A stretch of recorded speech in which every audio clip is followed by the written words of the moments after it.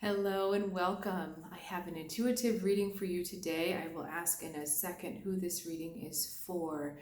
I really wanted to do a reading for you today, so I am really hoping this is going to be a meaningful message for you.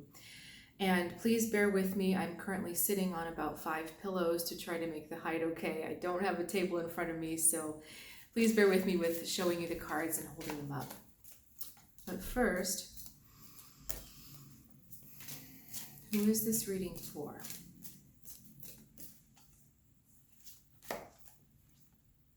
Whoa.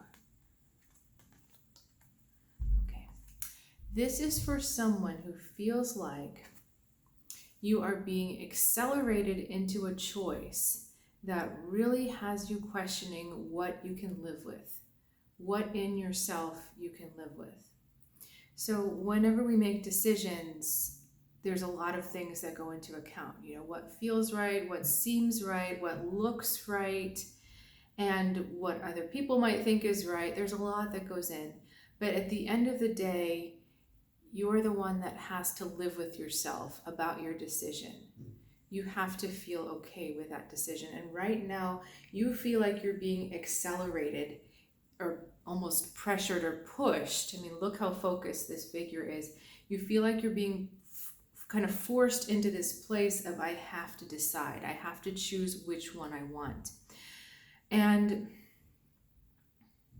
the big choice, the big kind of yardstick for you is your personal integrity. What do you feel okay with? What's all right with you?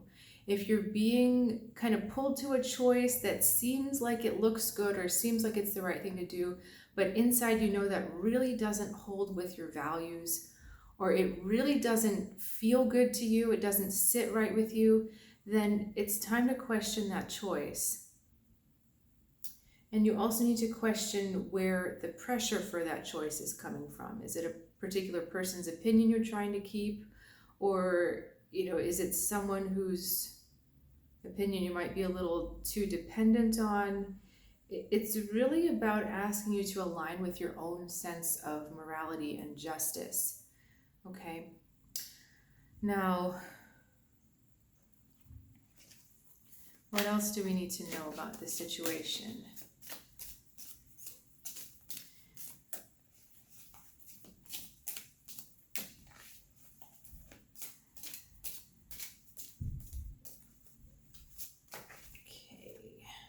Ace of Water. Oh, I love that card. 9 of Air. 5 of Water. Elder of Fire. For some reason, these combinations of cards are really kind of giving me chills. Okay.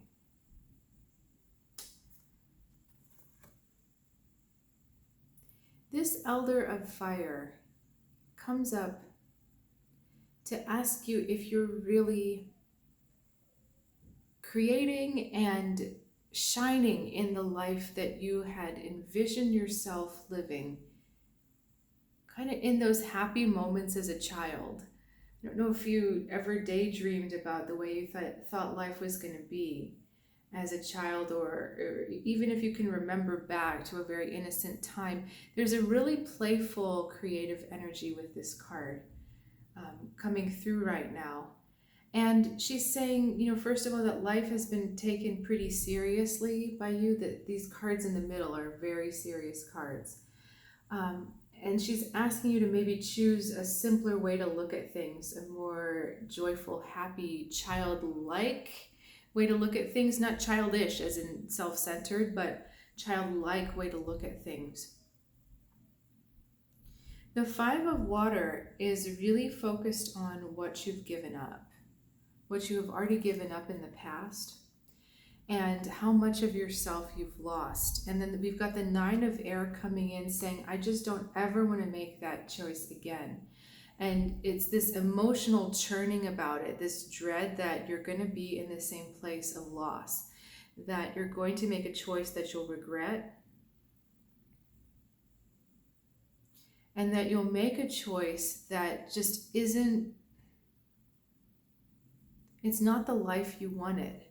And this is where, it's interesting when I asked, okay, who is this reading for? The Lovers and Other Decks is also about choices. I think this one is about, it's similar but a little different. It's choices, and you've got all of this worry, you've got all of these thoughts, you've got all of these feelings about, am I going to do it again? And this emotion feels very dark. This place that I'm talking about, it's not necessarily something you show to the outside world or even talk about. It's a really deep, kind of secret place. And that's where a lot of the energy in this spread is contained.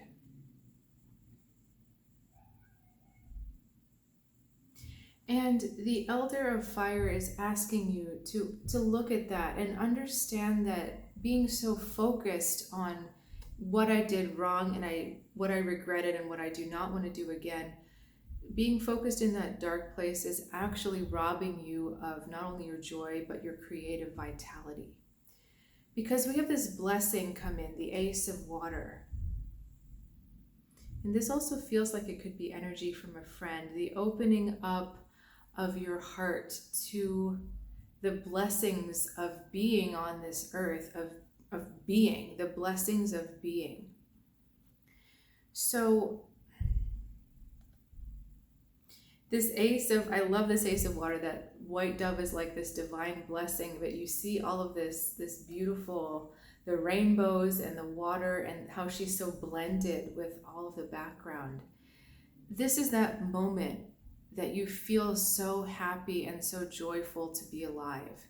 Just those times when the air smells a little different, or you just feel a little bit extra special. And I feel like the Elder of Fire is really trying to get you to remember those times and to connect with those times and to take action to be with those times again. Now let's get a little more information about the inside, what you're supposed to do with this very heavy energy. You know what, actually, I'm going to ask what's going on outside of you, what's kind of going on in the environment. I'm really kind of glad you can't see off camera, because I'm pretty sure I look like a frog. So, what's going on in your environment?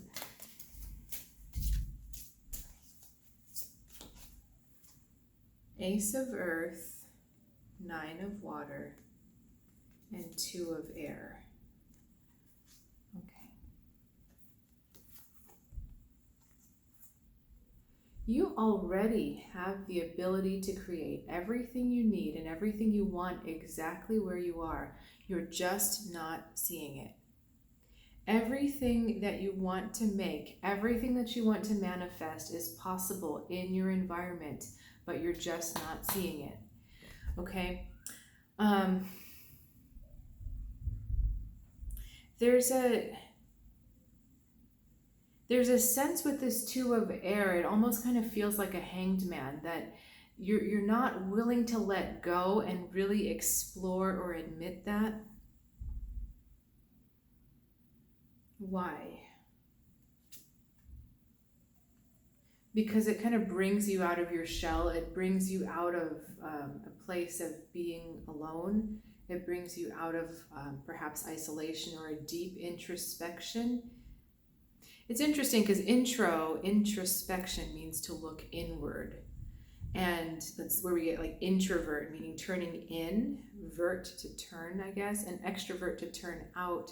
So it brings you out of this place of being in, and it forces you to be out.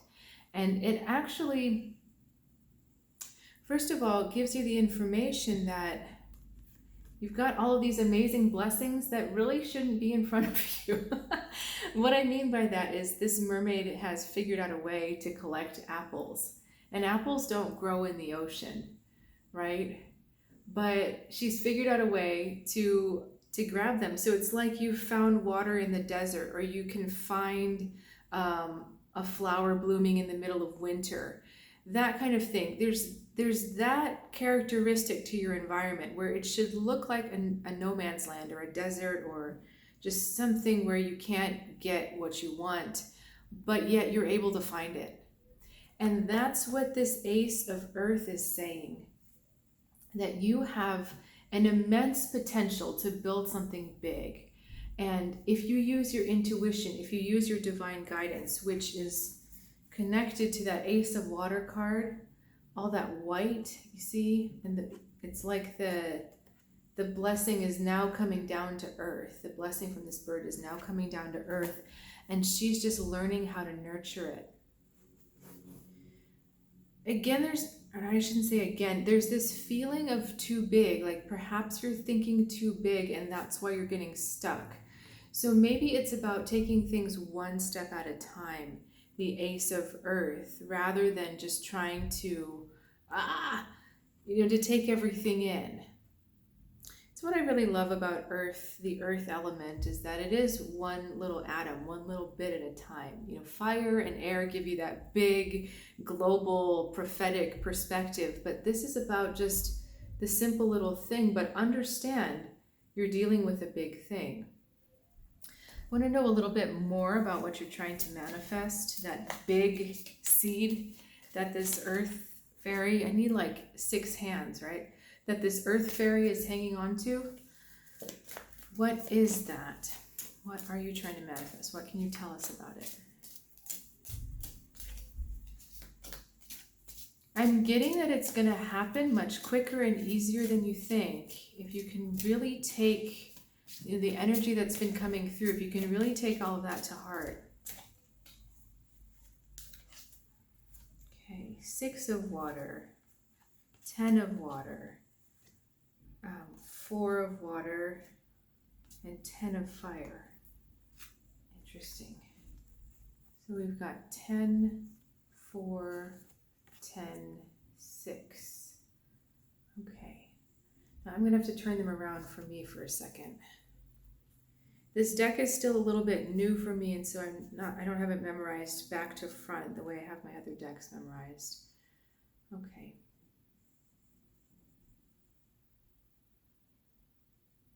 Now this is a really funny message. So if you can think about the immediate past and the very far back past. Okay, was I just talking about, I was talking about childhood, right? The childlike energy here.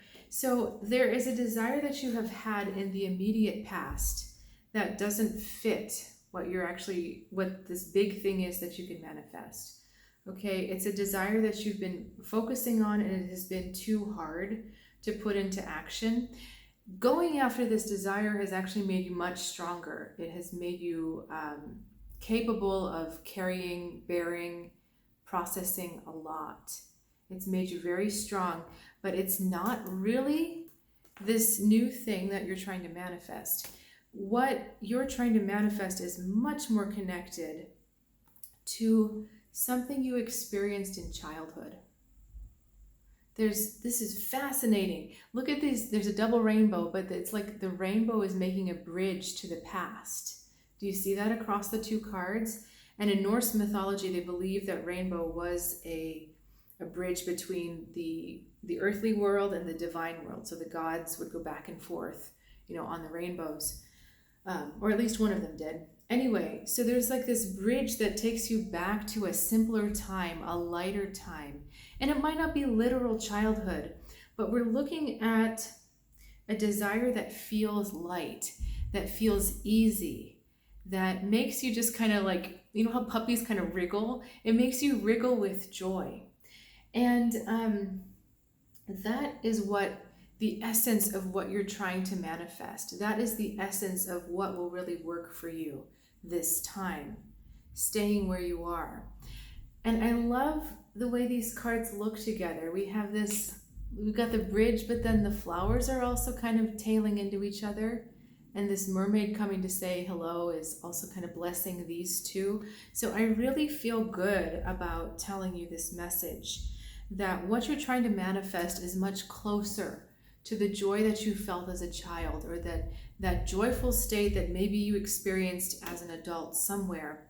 But again, you've got to be discerning, because it's not the heaviness of the desire of kind of the immediate past, right? There's been something you've been working on fairly recently that just hasn't been coming to fruition and has seemed harder and harder and harder to make happen.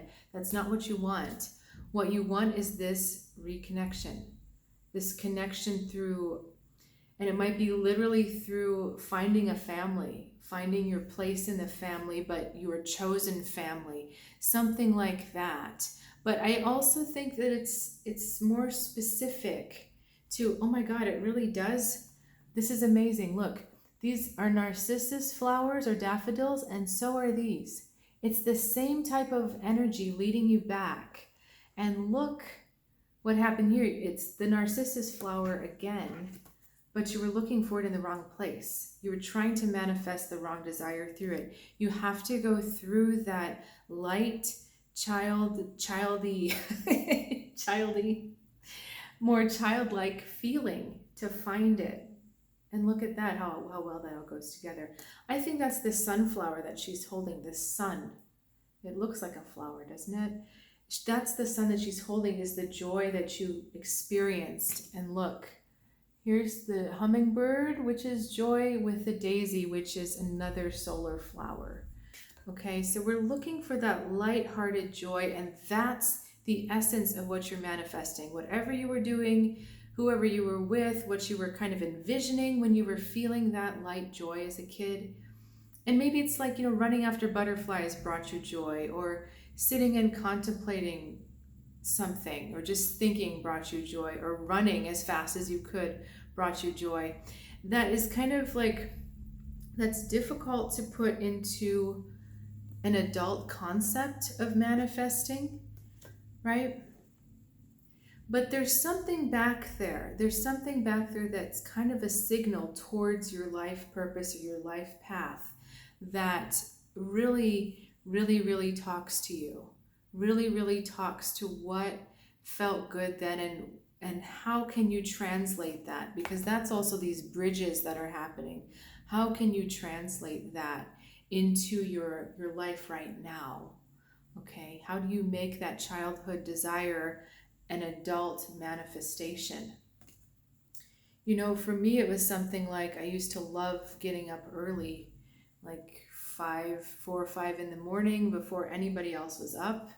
And I would just play the piano for hours. And I think I was mostly improvising. I think I was just making things up.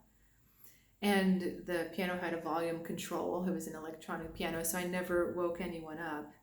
And, as an adult, I went into piano pretty heavy. I got a doctorate, and then, felt myself for the last 9 years getting pretty burnt out with doing piano. And it hasn't been until recently that I want to come back to the piano again and just do what I used to do. Just get up at 5 in the morning and play the piano with no deadlines, no goals, no pressures, no judges, no, if I don't play it right, I don't get paid. Like that kind of stuff. I just want to play. And I know that every time I connect to that joy of playing, I end up manifesting deeper opportunities for myself. Other opportunities may or may not be music. Sometimes it's even been readings. I'll play the piano for fun for myself, and then I'll get an inquiry through my website about a reading. So, it may be a literal, like when I was a kid, I used to get so much joy from studying plants. And so maybe you decide that you really want to be a horticulturalist, or you really want to be a florist, or you want to work with the earth somehow. It might be that literal of a translation, or it might be something like my situation, where just doing it connects you with a higher vibration and brings to you the things you love. So lots of things to think about. If you've got questions, please reach out in the comments below. I don't feel like I'm going to do an extended, because this reading feels pretty complete. But if you would like some additional guidance, please feel free to reach out through email or visit my website, soulguidancewithadriana.com, to book your private reading. I will see you very soon, and have a good one.